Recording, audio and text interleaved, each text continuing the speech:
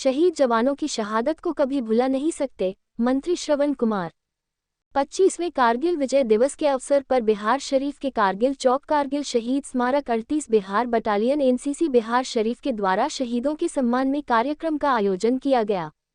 इस अवसर पर मुख्य अतिथि के रूप में बिहार सरकार के ग्रामीण विकास मंत्री श्रवण कुमार उपस्थित रहे। कार्यक्रम की अध्यक्षता 38 बिहार बटालियन एनसीसी के कमांडिंग अफसर कर्नल राजेश बाहरी ने की। इस अवसर पर शहीद स्मारक पर पुष्पगुच्छ अर्पित कर सहित वीर सपूतों को श्रद्धांजलि देकर नम आंखों से याद किया तथा उनकी याद में कारगिल पाक परिसर में पौधारोपण किया। 38 बिहार एनसीसी बटालियन में पदस्थापित वीर जवानों के प्रति आभार प्रकट कर कहा कि देश की सरहदों पर वीर जवान सीमा में मुस्तैदी के साथ अपने कर्तव्यों का निष्ठापूर्वक निर्वहन कर सरहदों की रक्षा करते हैं, तब पूरा देश चैन की नींद सोता है। कारगिल युद्ध में भारतीय सैनिकों ने अपने अदम्य साहस और वीरता का परिचय देते हुए पाकिस्तान के हजारों सैनिकों को मार गिराया। आज भारतीय सेना और उनके जाबाज जवानों को बहादुरी को सलाम करने का दिन है। कारगिल विजय दिवस के अवसर पर पूरा देश कारगिल युद्ध के नायकों की बहादुरी और वीरता को श्रद्धांजलि दे रहा है। आइए आज के दिन हम अपने सैनिकों के बलिदान को कभी नहीं भूलने का प्रतिज्ञा करें। आज हम शहीदों के परिवारों की सहायता के लिए हमेशा प्रयासरत रहने का संकल्प लें। एटीवी नालंदा से अमन कुमार की रिपोर्ट।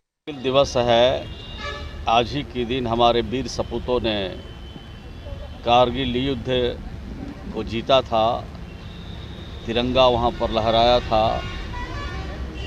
और कई वीर सपूत हमारे शहीद हुए। उनके याद में हम सब लोग यहाँ पर उनकी कुर्बानी को, उनके जज्बे को सलाम करने के लिए हम लोग यहाँ पर आए हैं।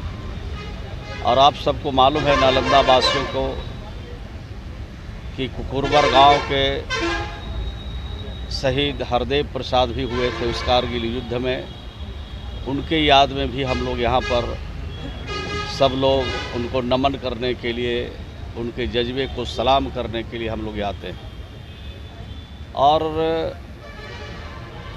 हमारे एनसीसी के जो यहाँ पर इंचार्ज हैं नालंदा के, कई जब से ये आए हैं तब से लगातार इन सपूतों को श्रद्धांजलि देने के लिए, इन सपूतों को याद करने के लिए अपनी पूरे कैडर के साथ, अपने सभी अधिकारियों के साथ इस कारगिल शहीद स्थान पर आते हैं, उनको नमन करते हैं, उनको प्रणाम करते हैं, आने वाले पीढ़ियों को याद कराते हैं कि किस तरह के जज्बे और किस तरह के उनमें तासीर था हमारे सपूतों ने में जो कारगिल युद्ध को जीता और कारगिल युद्ध करके भारत का नाम ऊंचा किया, भारत का सीना चौड़ा किया।